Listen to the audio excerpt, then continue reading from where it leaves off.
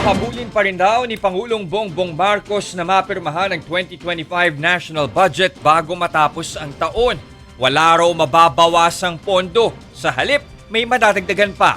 Narito ang report ni Maricel Halili.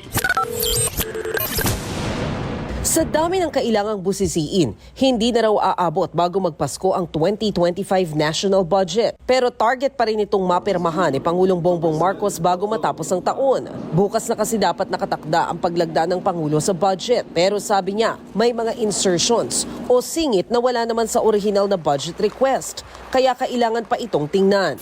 We are starting to see some project proposals that do not have the appropriate program of work, walang appropriate na documentation, hindi maliwanag kung ano, saan pupunta ang pera.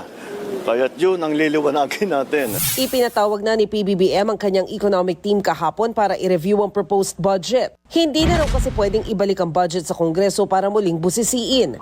Ang tanging magagawa na lang ng Pangulo ay gamitin ang kanyang veto power o ang kapangyarihan niyang mag-reject sa ilang items sa budget o i-reject ang kabuuan nito. Nauna nang nanawagan ng ilang kongresista na i-reconvene ang BICAM para sa budget. Wala sa procedure yan. There is no procedure to return it to the BICAM. It's finished already in the House. It's finished already it's finished in Congress. Tapos na. So it's up to us now to look at the items and to see what are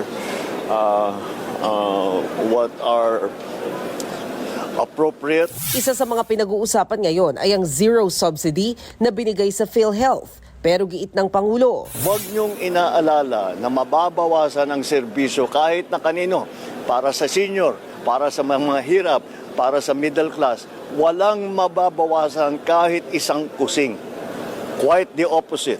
Dadagdagan natin yan in 2025. Hirit pa ng Pangulo sa mga kontra ang opinyon sa issue ng PhilHealth, pag-aralan muna ng mas malalim ang sitwasyon bago magkomento. Nagbabalita mula sa Frontline, Maricel Halili, News 5.